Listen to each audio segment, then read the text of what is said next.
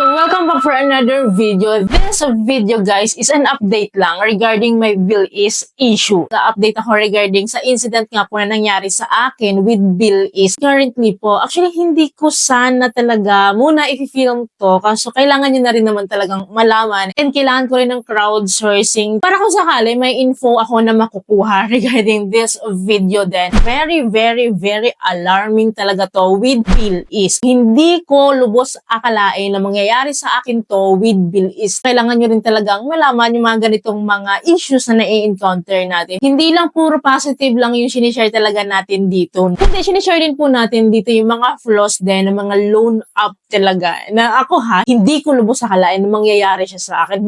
Ako mismo yung nakaka-encounter nito. So sa mga hindi nakakaalam regarding my issue with Bilis, which is currently na nakikipagbakbakan pa ako ngayon with this issue, which is po nagkaroon po ng hacking sa account ko, nagkaroon po ng cash loan activity by Lazada Top Up. Yes po, nilimas po nila yung aking Bilis loan offer. Meron po akong Bilis loan offer po worth 44,000 pesos. And then nakapag-loan po ako dito ng 10,000 pesos. Yan lang po yung niloan ko. So meron pa po ako natitirang 34,000 pesos. Alright? So sadly guys, yung 34,000 po na remaining cash loan offer ko po is nalimas po siya. Nagkaroon po ng cash loan activity which is not my doing. So, ikukwento ko sa inyo yung buong pangyayari kung bakit naging ganon. So, on December 10 po, 10:36 AM po, nag-notify sa akin si Bilis So, nakalagay dito, a new device was used to sign into your account using web Windows Chrome on December 10, 2024, 10:36 AM. If you do not recognize this device, change your password. So, upon receiving this notification po,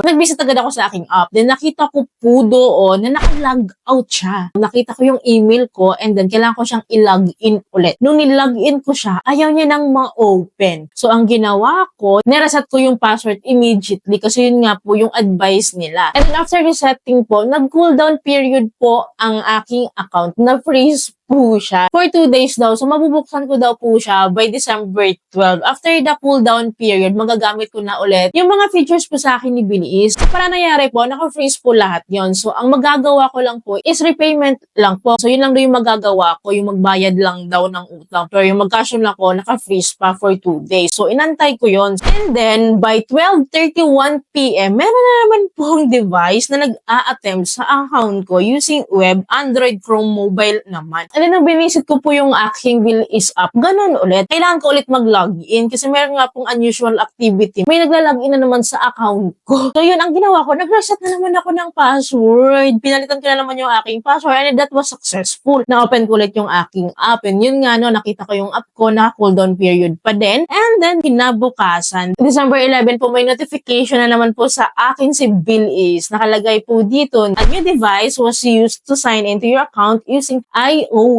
Apple iOS device on December 11, 4:15 PM. If you do not recognize this device, change your password. Ito, imposible na talaga to. Kasi po, hindi po ako gumagamit ng iOS. Wala pa po akong Apple device na ginagamit dito sa aking Bilis. And sabi ko, nagtataka na ako. Kaya agad-agad naman, pinalitan ko na naman yung aking password kasi hindi na naman ako maka-access. Naka-logout na naman po ang aking account sa Bilis. Hindi ko na naman siya mapasok. And then, nung napasok ko po yung aking account, nag-extend po ang aking cooldown period ng 2 days. December 13 po na siya ulit magagamit yung mga features po ni Bilis. So yun, very sad ako noon kasi nga po, kailangan ko sana si Bilis that time. Yung cash loan niya kailangan ko. But yun nga, hindi siya nangyari. And then December 11, may attempt na naman by 4:15 PM. So by night po, nagkaroon na naman ng attempt. So ito medyo hindi na talaga ako natutuwa dito kasi the same day, December 11, meron na namang new device was used to sign into my account using web, Windows,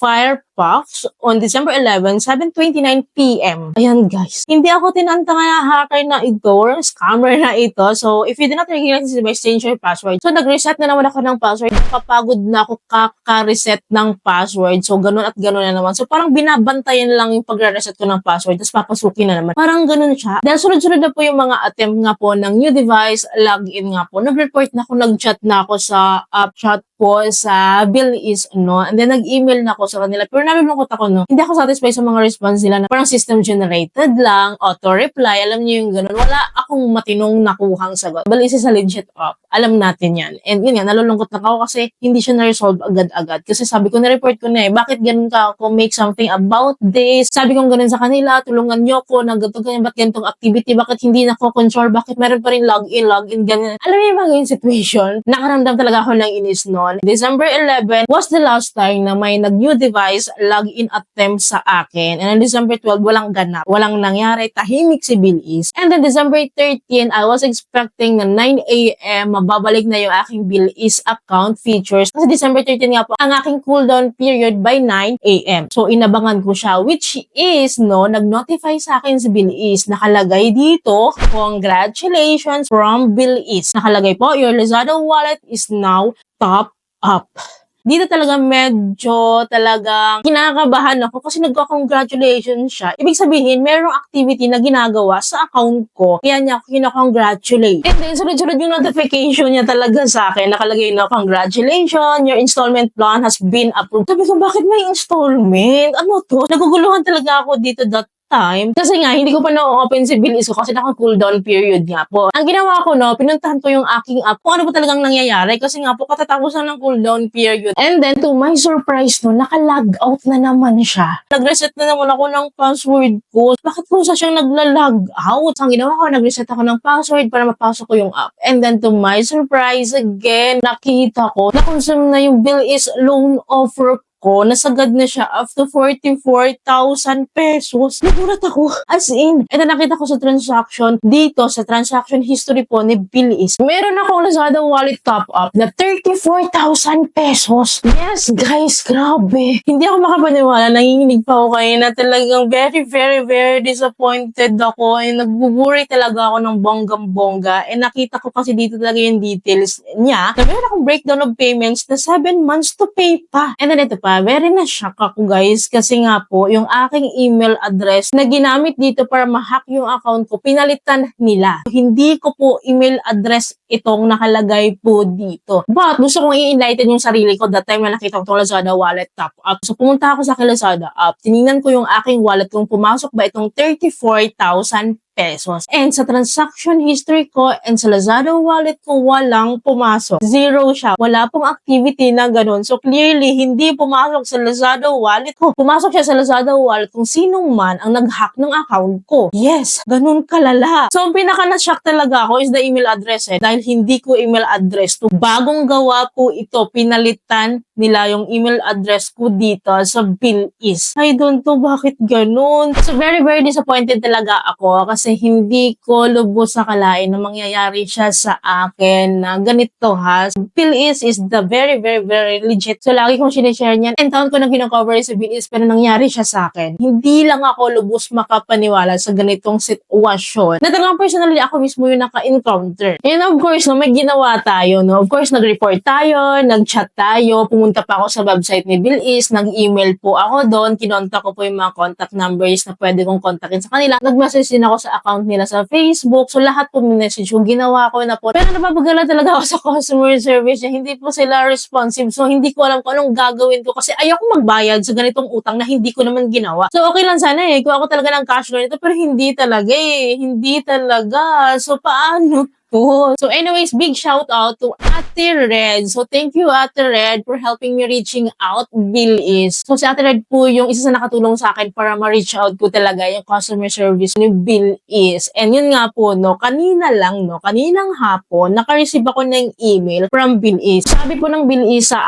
akin, sabi niya nakalagay dito, we appreciate your efforts for bringing this to our attention and we're very sorry for the inconvenience that this may have caused you. Please be reminded that your account is already coordinated with a relevant team for further investigation. We'll keep you updated via this email as soon as we receive any feedback from them. So guys, medyo natutuwa ako na enlighten ako kahit paano no, may hope no, nag-respond sa akin si Bilis. So ito yung panghahawakan ko. So, sabi naman nila na iimbestigahan na nila yung nangyari and I'm longing to it. So i-update ko kayo dito regarding this matter kung ma-resolve ba talaga natin ito. Ano ba yung mangyayari talaga? talaga after this incident. So my take on this, kung nanonood man itong hacker na ito or yung scammer na ito sa akin, please know that what you saw is what you reap. So aanihin mo rin yung ginawa mo. Sa Lord ka naman mananagot, hindi naman sa akin eh. So ikaw nang bahala doon. Pero sana na lumaban kayo ng patas. So Bilis Management, kung sino man po nakakapanood sa video na ito, I hope ma-resolve niyo yung mga ganitong issue kasi hindi siya nakakatuwa. Medyo talagang nanggigigil ako sa ganito eh. Yung mga ganitong incidents po na mabagal yung response sa akin, please make something about your security kasi hindi po talaga secured yung app nyo. Yes po, hindi siya secured. Biro mo napapasok ng ibang device yung account ko without any verification code from my mobile phone number kasi kung nagbe-verify kayo or nagbibigay kayo ng mga code sa aking mobile number, dadaan sa akin yun. Walang OTP, walang verification code. So nag-rely lang kayo sa email address, which is yung email address ko is napapalitan nila. Wala man lang notification sa mobile phone number ko na nakaregister sa Bilis. So saan yung security nyo doon? So sa Bilis, ang luwag-luwag sa part na yun. So di ba, na-allow yung ganun? Very, very weak security po. So yun, bakit nangyayari yun? So okay na nga sana na na-detect nyo yung mga new device login, no? Pero yung mga dulong-dulo, hindi nyo na na-detect na may mga cash loan activity na pala, which is not my doing, which is not my activity. So paano nangyari yun without my consent? Yun talagang pinakatanong ko doon, which is hindi ko maia-alis yung possibility na inside job ito. So hindi ako nagbibindang ha, pero may possibility na ganun. Kasi parang nakaabang lang eh. After ko po mag-login, log out, or mag-reset ng password sa aking account, agad-agad meron na agad activity, may agad-agad nang binabato. After ng cooldown period to 9 AM, agad-agad nakapag-cash loan na. How come nangyari yun? How come pinayagan nyo yun without my consent? Ang weak, napaka-weak ng security nyo, Bilis. Make something about this. Kung hindi nyo mare-resolve to, iaakyat ko to.